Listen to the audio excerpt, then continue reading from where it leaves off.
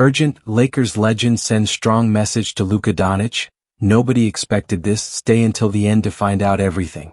But before starting the video, leave your like and subscribe to the channel so you don't miss any Lakers news.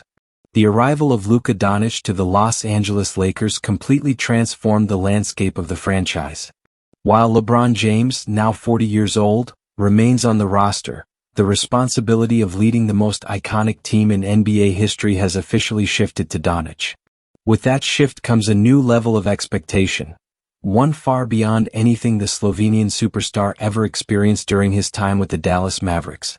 In Dallas, Luka was a sensation, a generational talent, a magician with the ball whose step-back threes, pinpoint passes, and fearless drives made him one of the most captivating players in the league. Over 6 seasons, he delivered 2 trips to the Western Conference Finals and, eventually, a hard-fought appearance in the NBA Finals. By Maverick standards, that was a success. But Los Angeles doesn't play by those rules. The Lakers are different. This is a franchise where success is measured in banners, not playoff runs. Where legends are immortalized not for their highlights, but for the championships they deliver. Here you don't just entertain, you conquer. It didn't take long for the pressure to surface. In a high-profile appearance on ESPN's First Take, Lakers legend Magic Johnson delivered a direct, no-nonsense message to the new face of the franchise. Luka needs to realize, this isn't Dallas, Magic stated firmly, his voice carrying the weight of experience and expectation. Kobe led this team to titles. Shaq led us to titles. LeBron did it too.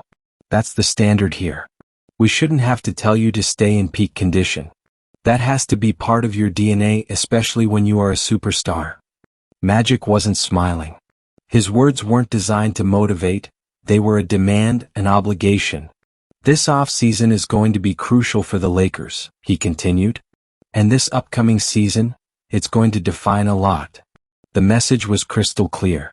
The honeymoon period was officially over before it even started. A message received, but only the beginning. To his credit, Luka seemed to receive the message loud and clear. Early images from off-season workouts showed a noticeably slimmer, leaner Doncic. The baby fat was fading.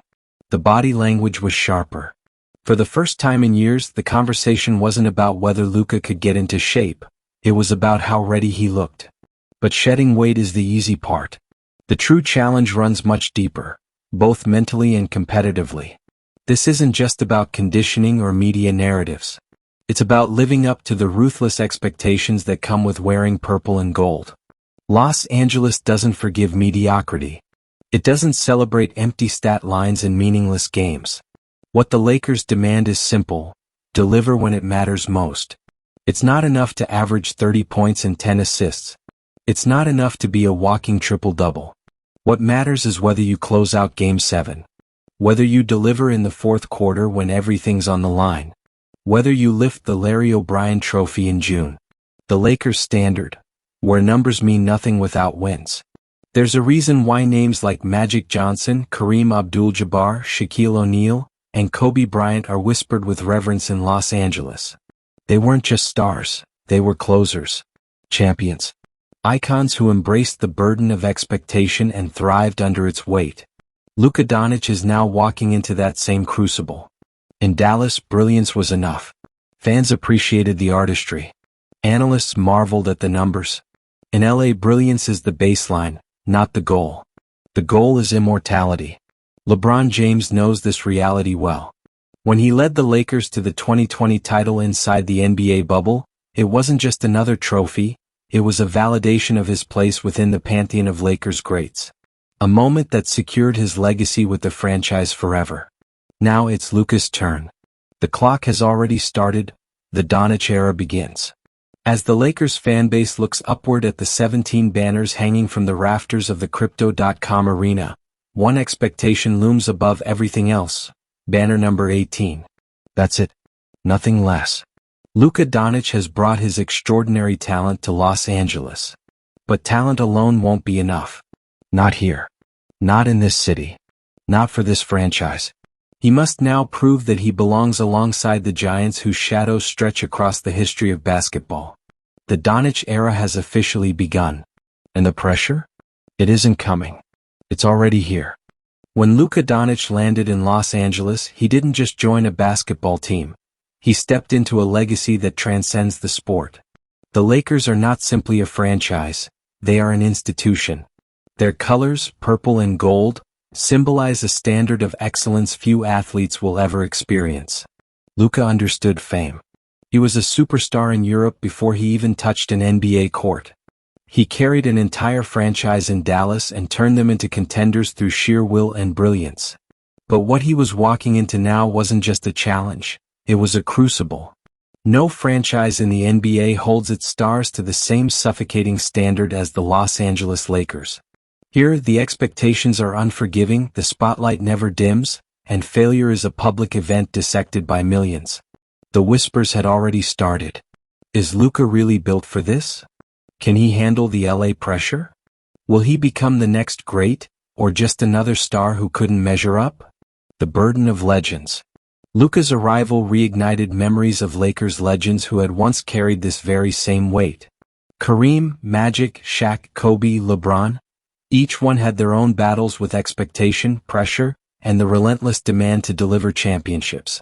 Kobe Bryant's name in particular loomed large. No player embodied the Lakers' ethos, the obsessive commitment to greatness, more than him. Kobe didn't tolerate excuses. He didn't care about narratives. It was always relentlessly about winning. And now, fans, media, and former players were wondering, did Luka Doncic have even a fraction of that Mamba mentality? Magic Johnson's comments on First Take weren't just an observation. They were a challenge. A line drawn in the sand. Superstars don't need reminders to be in shape, Magic had said. They show up ready because that's who they are. For years, Luka had been criticized, quietly in Dallas, loudly elsewhere, for his conditioning. His talent was undeniable. His basketball IQ was otherworldly. But the whispers about whether he was truly committed to his body, his preparation, his leadership, they never fully went away. Now, those whispers had turned into megaphones. A franchise desperate for a leader. The Lakers hadn't seen the Western Conference Finals since the 2020 championship.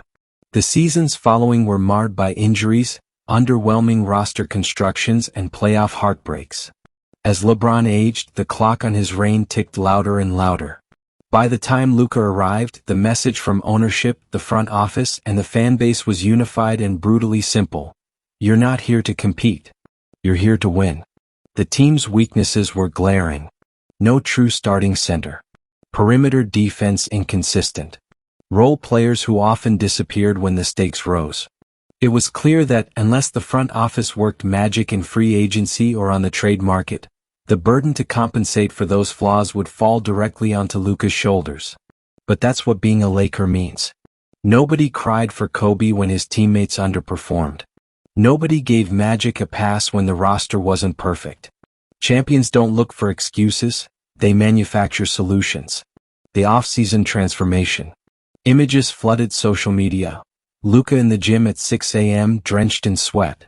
Videos of him running hills outside Malibu, pushing sleds on the beach, and working relentlessly with the Lakers training staff began circulating.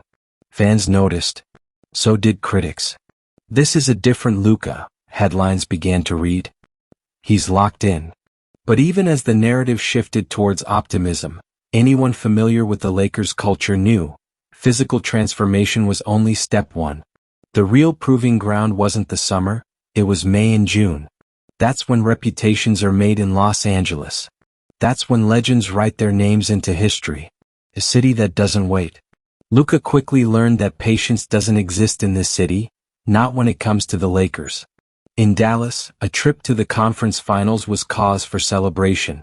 In LA, it's seen as a failure if it doesn't lead to a parade down Figueroa Street. Reporters pressed him at his introductory press conference. Do you feel pressure stepping into the shoes of the greats? Is Banner 18 something you think about every day? What do you say to those who question your ability to lead this franchise? Luka smiled, but there was a weight behind it. Pressure, he said, is a privilege. I didn't come here to play. I came here to win. A good answer, but answers are cheap in Los Angeles. Results are the only currency that matters. The shadow of the rafters. At every home game, Luka will look up and see them, the retired jerseys, the 17 championship banners, the constant reminder of what this organization expects. He's no longer compared to his peers. No one in LA cares about what Jason Tatum, Giannis, or Nikola Jokic are doing. The only comparison that matters now is to Kobe, to Magic, to Kareem, to LeBron. That's the weight Luka Doncic willingly chose to carry. The question isn't whether he can handle it. The question is, can he thrive in it? The clock keeps ticking. The city waits, impatiently. For Luka Doncic, life as a Laker wasn't just about learning a new system on the court, it was about adapting to an entirely different ecosystem off of it. Los Angeles is a beast unlike any other. The bright lights, relentless media coverage, global scrutiny, and constant comparisons to legends aren't distractions. They are the air you breathe when you wear purple and gold. In Dallas, Luka was a superstar in a basketball city. In Los Angeles, he became a superstar in a global entertainment capital. The stakes, the expectations, the noise, everything was magnified tenfold. The adjustment wasn't just tactical or physical. It was mental. It was cultural. It was personal. The Lakers' way, no excuses, only results. The Lakers' way isn't written in a manual. It's passed down from generation to generation, from Magic to Kobe, from Kobe to LeBron, and now from LeBron to Luka. It's a standard that transcends eras. Win or everything else is irrelevant. It's a culture that demands resilience. You lose 2 games in a row and it's a crisis. A 3-game losing streak? Talk shows explode, debates rage, and headlines scream. Is Luka the right guy? Was the trade a mistake? Can he handle the legacy? And those aren't whispers in private rooms. They're broadcast on every national network, discussed on podcasts, debated by former players, and dissected by millions of fans worldwide. Luka quickly realized that every missed shot, every turnover, every body language slip, would be a story. In Dallas, a bad night was just a bad night. In LA, a bad night could become a referendum on your entire career. Mentorship from a king. LeBron James, still on the roster, was many things. A teammate, a mentor, and an icon watching his twilight years unfold. He understood exactly what Luka was walking into. Pressure here is different, LeBron told him during a private conversation after a preseason game. It's not just basketball pressure. It's legacy pressure. Everything you do is judged against the ghosts hanging in those rafters. LeBron wasn't exaggerating. The banners, the jerseys, the statues outside Crypto.com arena, they are constant reminders that good is never good enough. LeBron's advice was blunt but meaningful. Control what you can. Your body. Your mind. Your work. Everything else? Ignore it. Because it won't stop. Not until you retire, and even then only if you win. The front office gamble. Behind the scenes, the Lakers' front office was under pressure of its own. They had mortgaged the future to pair Luka with the remnants of the LeBron era. Draft picks were gone. The salary cap was strained. The margin for error was non-existent. Rob Pelinka, the Lakers' general manager, had made it clear, the goal was not to slowly build around Luka. The goal was immediate contention. They worked the phones non-stop, hunting for defensive wings, a starting caliber big man, and depth that could survive a brutal Western Conference playoff gauntlet. Luka was aware of this. Every trade rumor, every free agency target, every front office move, it all directly impacted his ability to succeed. He wasn't just a player anymore. He was the centerpiece, the anchor, the sun around which the entire Lakers universe now orbited. The media storm. No city amplifies drama like Los Angeles. TMZ started reporting on Luka's whereabouts. Paparazzi followed him leaving restaurants. Headlines weren't just about basketball anymore, they were about his life, his friends, his off-court choices. When Luka skipped a summer charity event, the blogs exploded. Is Luka disconnected from LA culture? Does he really want to be here? None of it was true, of course. But truth is secondary in this ecosystem. Perception is reality. Even the smallest comment could become a story. After a particularly grueling practice, Luka casually joked with a reporter, "Man, the workouts here are no joke." The next morning, the headline read, Doncic already overwhelmed by Lakers training demands. It was a masterclass in how narratives are created, twisted, and weaponized in LA. The turning point, accept or collapse. The early weeks of training camp were a mental battle. Luka felt the strain, the constant questions, the endless comparisons, the unrelenting media pressure. For a moment, even someone as mentally strong as Doncic wondered, did I make the right choice? But then came the breakthrough. Sitting alone in the locker room late one night, he stared up at the photo wall, a tribute to Lakers champions of the past. Magic's smile, Kareem's skyhook, Kobe's fire, LeBron holding the 2020 trophy. That's when it hit him. This is the price of greatness. The expectations weren't a burden, they were a privilege. This was the arena where only the best survive. Where pressure isn't a punishment, it's an invitation. An invitation to become legendary. Stepping into the fire. The next day at practice, Luka was different. Sharper. Louder. More aggressive. He barked out defensive rotations. He held teammates accountable. He demanded excellence, not as a suggestion but as a requirement. Reporters noticed. Doncic showing leadership signs, one wrote. Luka embracing the Lakers challenge, another posted. But everyone knew, training camp leadership is cheap. The real test was coming soon. Opening night. National TV. Crypto.com Arena. 19,000 fans. The banners overhead. The ghost of Kobe in every corner. And the whole world watching to see if Luka Doncic was ready to become more than just a superstar. Was he ready to become a Laker? The countdown had ended. The talk was over.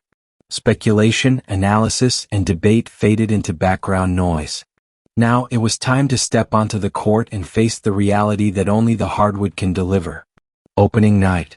Crypto.com Arena. Sold out. 19,000 fans. Millions watching worldwide. Every camera was pointed at one man, Luka Doncic. For all his accomplishments in Europe, in Dallas, and international play, nothing compared to this. The Lakers' home opener wasn't just a game, it was a global event, a Hollywood premiere with a basketball in place of a red carpet. As Luka stepped onto the court wearing the iconic purple and gold for the first time in an official game, the roar was deafening. But within the noise there was a silent expectation. Deliver. The weight of the past, the pressure of the present. Before tip-off, Luka glanced upwards. There they were, the banners.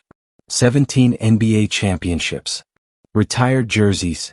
8, 24, 32, 33, 34, 42, 44, and others, each representing a titan of the game. It wasn't just decoration. It was a scoreboard that reminded everyone what success looked like here. In Dallas, winning was celebrated. In Los Angeles, it was demanded. The opponent wasn't just a team, it was expectation. The Lakers were opening the season against the defending champions. A brutal welcome for any player, let alone someone stepping into the brightest spotlight of their career.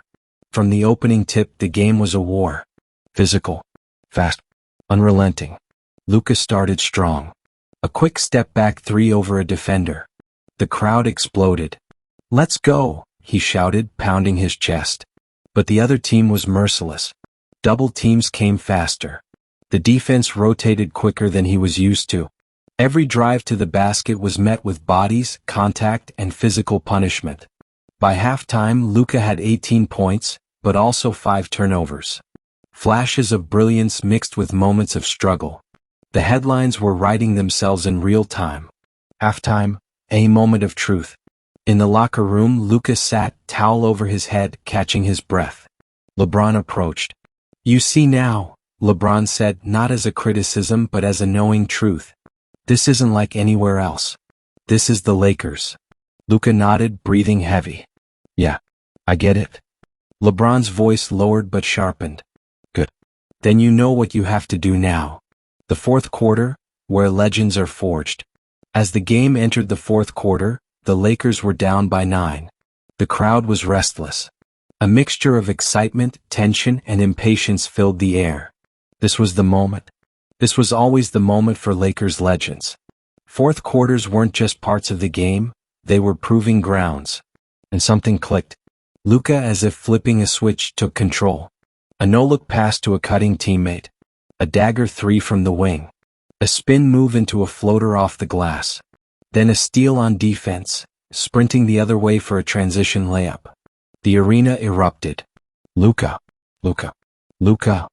With 2 minutes left, the Lakers had clawed back to tie the game. But here's the thing about the Lakers' legacy. It doesn't just ask for comebacks. It demands the kill shot. The final possession. Tie game. 12 seconds left. Lakers ball. The play call was simple. Give the ball to Luka and get out of the way. The defender picked him up full court. The pressure was suffocating. Luka crossed half court, dribbling between his legs, scanning, reading. 10 seconds. 9 seconds. 8 seconds. Step back? No, the defense was ready. A drive? The help defense was lurking. 7 seconds. 6. A quick crossover. He got a step on his man. Drove right. The big man rotated. Luka jumped. Mid-air in that split second, everything slowed. A lob? A kick-out pass? No. Take the shot. Floating through the air, Luka released a high-arcing floater over the outstretched arms of the center. The ball seemed to hang for an eternity. Swish. Crypto.com arena detonated. The defending champs called timeout, but it didn't matter. The moment belonged to Luka now. After the buzzer, applause, and reminders, the Lakers won. Luka finished with 34 points, 11 assists, 8 rebounds, and the game winner. Reporters flooded the post-game room. Was this your arrival moment as a Laker? How does it feel to hear the crowd chant your name in LA? Do you feel the weight of the banners above you? Luka smiled. It feels good, he said. But one game isn't enough. Not here. I know that. And he was right. Because in Los Angeles, no game, no performance, no buzzer beater is ever enough unless it ends with a parade. The message was sent. To the city, to the league, and maybe most importantly, to himself. Luka Doncic had proven he wasn't afraid of the fire. But this was one game. One step. The season was long. The road to greatness even longer. And the clock was still ticking. The opening night buzzer beater sent waves across the NBA. Social media exploded. Analysts raved. Headlines splashed Luka's name next to the greats. The era of Luka begins in LA. Doncic delivers in Kobe fashion. Lakers found their next face. But in Los Angeles, a cold truth quickly emerges. No matter how spectacular one game is, it's never enough. The next game always matters more. Winning in LA isn't about moments. It's about sustaining moments until they become banners. The schedule doesn't care about fairy tales. Just 48 hours after his heroic debut, Luka faced the harsh reality of the NBA schedule, a grueling back-to-back on the road against a top-tier contender. Fatigue wasn't an excuse. Pressure didn't take nights off. From the opening tip, it was clear, the opposing team had circled this game. Luka was no longer just a star, he was the target. Double teams came faster. Defenders played more physical. Every pass lane was clogged. Every shot contested. By halftime, Luka had more turnovers than field goals. The highlight reels of 2 nights ago felt like a distant memory. The crowd on the road taunted him, overrated, overrated. And for the first time in his Lakers tenure, doubt crept in. The price of the jersey. On the flight back to Los Angeles after a brutal loss, Luka sat by himself. Hoodie over his head. Headphones in. But no music played. Just silence. LeBron, sitting a few rows back, watched but didn't intervene. He knew this phase well. Let him go through it, he thought. You can't skip this part. Luka wasn't just wearing the jersey, he was now feeling its weight. It wasn't the physical exhaustion. It wasn't even the mental fatigue. It was the emotional reality that in LA, the applause turns to criticism faster than anywhere else. The media machine never sleeps. The morning after, sports talk shows lit up. Is Luka built for this? The Lakers' honeymoon is over. You can't be a Laker if you can't handle back-to-backs. Former players chimed in.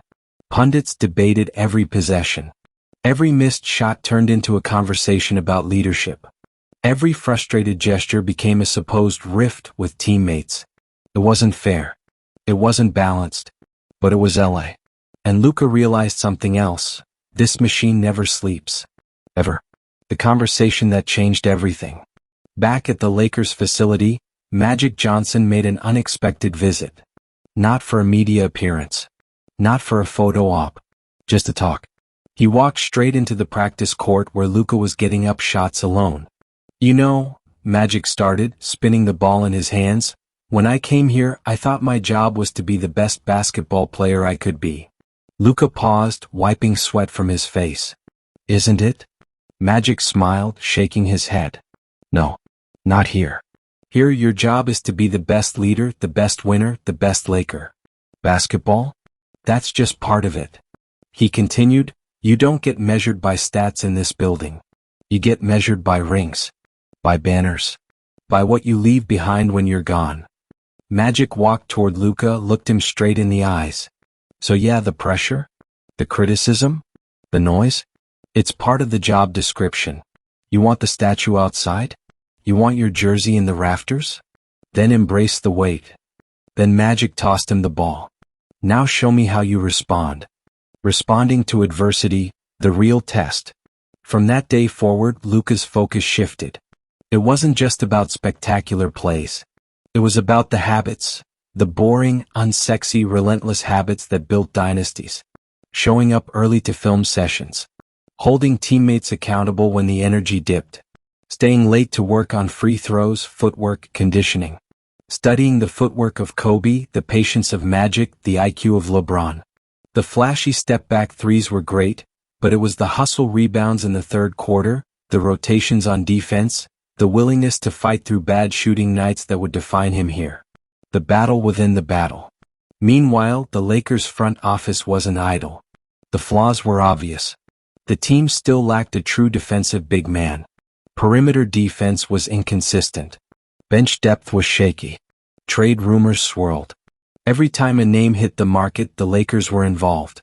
And Luka wasn't just a bystander in these conversations anymore. He was the franchise centerpiece.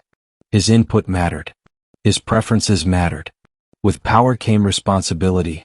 If he vouched for the wrong player, if the front office built the wrong roster, the consequences fell directly on his shoulders. The city watches and judges. As the season progressed, Luka's nights were still filled with triple-doubles, jaw-dropping passes, and logo threes. But now the question wasn't whether he could produce numbers. It was whether those numbers could translate into wins. The city of Los Angeles, always hungry, always impatient, watched with crossed arms. Is he the one? Can he lead us to 18? Or is he just another superstar who doesn't understand what it means to be a Laker? The whispers grew louder. And Luka understood now, they would never stop. Not until he did the one thing that silenced all doubt in LA. Win it all. The clock kept ticking. The expectations never left. And the journey toward greatness was far from over. The NBA season is long.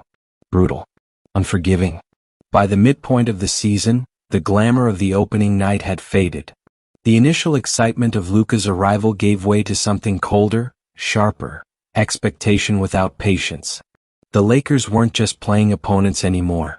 They were fighting against fatigue, injuries, locker room tensions, and the relentless scrutiny of the most demanding basketball city on earth. The mid-season slump, inevitable or unacceptable. Every championship contender hits a wall. For the Lakers, that wall came in January. A 5-game losing streak. 2 blown double-digit leads in the fourth quarter. National headlines screaming, Lakers in crisis. Local media questioning coaching decisions, rotations, and Luka's leadership. Social media turned savage. This isn't Slovenia. This is LA. Show up. We traded the future for this? Doncic ain't Kobe. Stop pretending he is.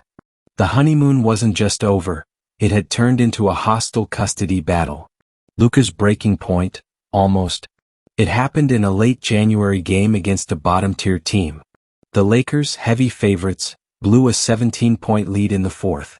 As the final buzzer sounded and boos rained down from the home crowd, Luka didn't head to the locker room. He sat on the bench. Alone. Frozen. Staring at the court, breathing heavy. Frustration? Yes. Anger? Definitely. Doubt. For the first time, Maybe. A courtside mic picked up his whisper to himself. What am I doing wrong? It wasn't about shooting percentages. It wasn't about turnovers. This was bigger. It was about the suffocating realization that being a superstar wasn't enough here. In LA, being a star was the baseline, not the ceiling. A fractured locker room. Behind closed doors, the tension spilled over. Teammates questioned Luka's defensive effort on certain possessions. Luka, frustrated, questioned why the front office hadn't filled key roster gaps. Veterans quietly complained about offensive stagnation, too much Luka-centric play. The media speculated about chemistry issues. Insiders whispered about divided camps within the locker room. The perfect storm was forming. The turning point, a closed-door meeting. Then came the intervention. It wasn't a coach. It wasn't a GM. It was LeBron. 40 years old. 22 seasons into the league. The living embodiment of surviving and thriving under the most intense spotlight imaginable. He called a players-only meeting. No staff. No cameras. No PR spin. LeBron stood in front of the room, looked at every player, and said one sentence. If you can't handle the pressure, then this isn't the jersey for you. Silence. Then he turned to Luka. And that includes you. Not as an attack. Not as an insult. But as truth. This franchise doesn't care about your past stats. It doesn't care about your resume. You either win here or you leave here. Simple. Luka sat quietly. Took it in. Processed it. Then he spoke. Then let's win. The room shifted. Something intangible snapped back into place. Front office moves, the cavalry arrives. At the trade deadline, the Lakers got aggressive. A veteran rim-protecting center signed. A scrappy 3-and-D wing added to shore up the perimeter. Rotation players shuffled to optimize spacing around Luka. The message was clear, we're all in. No excuses. Luka wasn't just the face of the franchise, he was now officially the leader. Every move was made to maximize his window. The shift, from flashy to ruthless. What followed wasn't the viral highlight reels. It wasn't about triple-doubles or logo threes. It was about winning ugly. Grinded out wins against elite defenses. Luka sacrificing personal stats to trust teammates more. Defensive rotations sharper, communication tighter. A focus on the fourth quarter, the true currency of champions. The Lakers clawed back into the top seeds in the West. The headlines changed. Lakers back on track. Doncic answers the critics. LA's championship DNA awakens. But the city wasn't ready to celebrate yet. They'd seen mid-season turnarounds before. They'd also seen playoff collapses. The real test wasn't the regular season. It never was. A city that only honors one thing. In Los Angeles, there are no banners for Most Improved Team. No parades for Great February Records. No jerseys retired for Almost. There's only one currency, Larry O'Brien trophies. Luka knew it now. Not intellectually, but viscerally. In his bones. Every practice. Every film session. Every post-game interview. Every possession. All of it was leading to one singular question that haunted every Laker from Magic to Kareem to Kobe to LeBron. Can you finish the job? The storm had passed. But the mountain still stood. The playoffs were coming. And the clock kept ticking. The regular season ended, but in Los Angeles, nobody celebrates that. Clinching a playoff spot isn't an achievement in this city, it's an expectation. The real season starts now. For Luka Doncic, everything that came before was merely a prelude. A warm-up. An audition. The real judgment? It happens in the postseason. Under brighter lights. With the entire basketball world watching. Every mistake amplified. Every success immortalized. The ghosts of greatness. Stepping onto the playoff court inside the Crypto.com arena, Luka looked up at the rafters. 17 banners stared back. 11 retired jerseys, each representing a titan of the game. Magic. Kareem. Worthy. Kobe. LeBron. Legends who didn't just play for the Lakers, they conquered for them. And now it was his turn. The crowd wasn't there for entertainment. They were there for legacy. Round 1, no room for error. The first-round matchup was against a dangerous lower seed, a gritty, defensive-minded squad with nothing to lose and everything to prove. The media called it a mismatch. Vegas had the Lakers as heavy favorites. But nothing is ever easy in the playoffs. Game 1, a sloppy start. The Lakers trailed by 18 at halftime. The crowd restless. Social media buzzing with doubt. In the locker room, Luka stood. No speeches. No yelling. Just one sentence. If we fold now, we were never meant to be here. The second half was a different story. Luka orchestrated everything, not just scoring but elevating everyone around him. Defensive switches, backdoor cuts, skip passes to open shooters. It was art. Lakers won Game 1. Then Game 2. Dropped Game 3 on the road. But by Game 5 they closed the series out. No celebrations. No champagne. Just a nod. A deep breath. And the knowledge that it was only step 1. Round 2, the rivalry awakens. The second round was different. Brutal. Personal. The opponent? A familiar enemy with its own championship pedigree. A team built to expose weaknesses, and they had a game plan for Luka. From the opening tip they blitzed him. Hard traps on pick and rolls. Physical double teams. Deny the ball entirely, forcing the supporting cast to prove themselves. Game 1, loss. Luka held to his worst shooting night of the season. Pundits pounced. Is Luka being exposed? Playoff basketball is different. Welcome to the fire. Game 2, the adjustment. Luka operated off-ball more, letting the offense flow through secondary creators before getting the ball in motion. He attacked mismatches, found shooters in the corners, and when the defense adjusted, punished them with his post-up game. Lakers even the series. Game 3 was a battle for the ages, double overtime thriller. Luka played 52 minutes, finished with 42 points, 14 assists, 11 rebounds and one iconic moment. A dagger step-back 3 over the outstretched arms of the league's Defensive Player of the Year. The image went viral. Caption, Luka Magic. Playoff Edition. By Game 6 the Lakers closed the series. The arena shook. The city buzzed. But the tone stayed the same. Job's not finished. The conference finals? Welcome to basketball hell. The Western Conference Finals. No more underdogs. No more gimmicks. Just two heavyweights trading blows. The opponent? A team with MVPs, elite defenders, and postseason scars of their own. Game 1, Luka was brilliant. 38 points, 10 assists, 9 rebounds. But the Lakers lost, out-muscled in the fourth quarter. Game 2, the adjustment came. The front office's mid-season additions paid dividends. The big man protected the rim. The wings forced turnovers. Luka, trusting the system, let the game come to him. Lakers tied the series. Then came Game 3, perhaps the lowest moment. A blowout loss on the road. Social media exploded.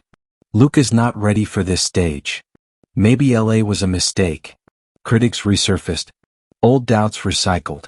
Talk shows ran back-to-back segments questioning Luka's leadership, conditioning, and mental toughness. The conversation that changed the series. Back at the hotel, LeBron knocked on Luka's door. No cameras. No PR. No performative brotherhood. Just a conversation between two men who understood what the crown truly meant. LeBron leaned against the wall, arms crossed. You wanted the torch. Here it is. Luka sat silent. LeBron continued, pressure either breaks you or it builds you. You decide which. Pause. Then one final message. Kobe didn't flinch. Magic didn't flinch. Shaq didn't flinch. Neither will you. The message wasn't poetic. It wasn't motivational. It was reality. Game 4 the shift. Luka responded with one of the most complete playoff performances in Lakers history. 36 points. 17 assists. 12 rebounds. 4 steals. 2 blocks. More importantly, he controlled the tempo. Dictated every possession. The game bent to his will. Game 5, a grinded-out win at home. Game 6, on the road, Luka delivered the dagger. A sidestep 3 in the final minute, sealing the series and sending the Lakers to the NBA Finals. The city erupts, but the job isn't done. Downtown LA was electric. Helicopters hovered. Fans flooded the streets. Murals of Luka began appearing overnight, not replacing Kobe but joining the lineage.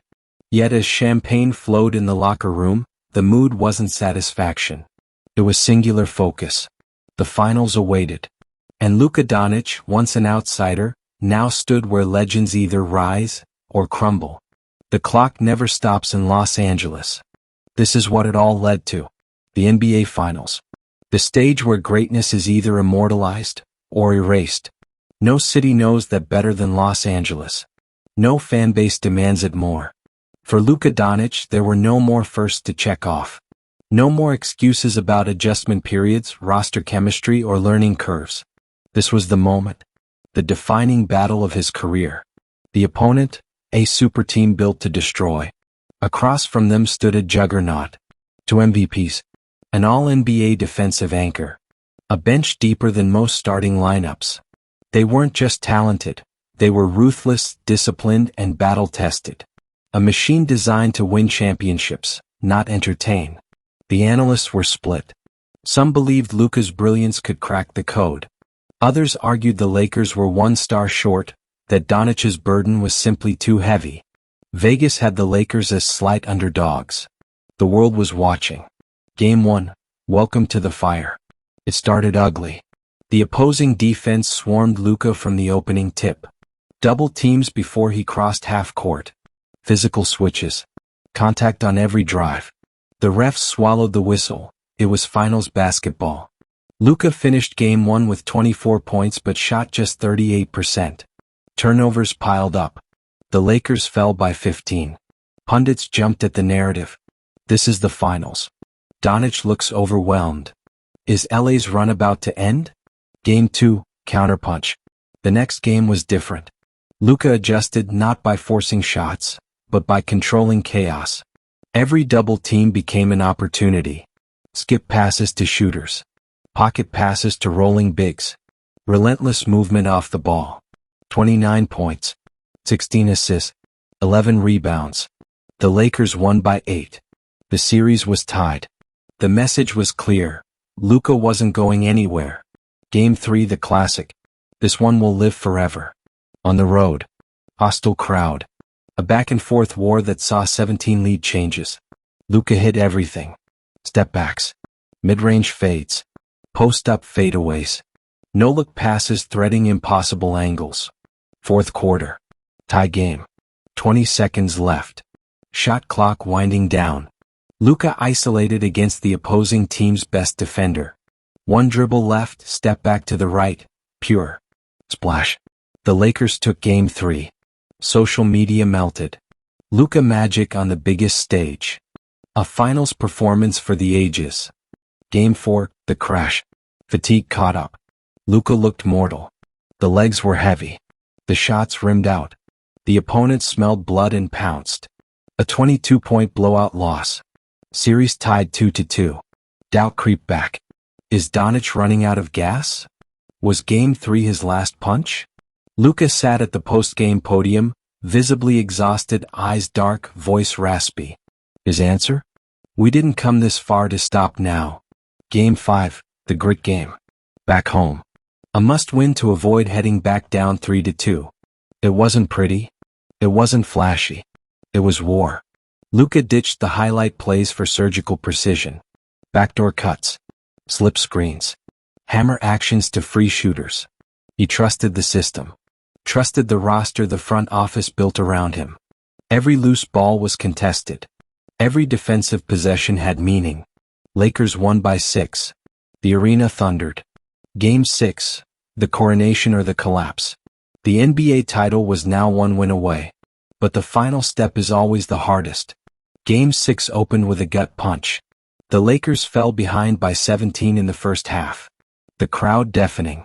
The opponent relentless. Then, Luka happened. 11 straight points to close the second quarter. A diving steal that led to a transition 3. A behind-the-back dime to the corner for a momentum-shifting shot. Third quarter, the Lakers cut the lead to 4. Fourth quarter, tie game with 2:18 left. Then came the moment.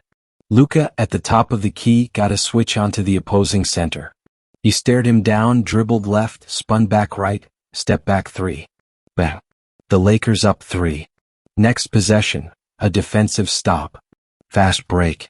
Luka finds the trailing big man for a thunderous dunk. The arena went silent. The weight of inevitability set in. Final minute, free throws. Luka hit them all. The buzzer sounded. Confetti exploded. The Lakers bench stormed the court. The banner. The legacy. The immortality. Luka Doncic fell to his knees. Arms raised. Eyes filled, not with joy alone but with release. The weight of expectation. The noise. The doubt. The pressure of stepping into a franchise that doesn't forgive failure. All of it evaporated in that moment. Finals MVP. 34 points. 13 assists. 9 rebounds per game across the series. A banner. Number 18. Hung forever in the rafters. The final words. At the parade, Luka stood on the float, mic in hand. They told me it wasn't Dallas. They told me the standard was higher. They were right. But we did it. Together.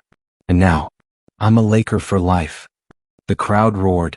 On the mural now standing downtown, Luka's image sits alongside Kobe, Magic, Kareem, Shaq, and LeBron. The job was finished. The era of Doncic wasn't coming. It had arrived.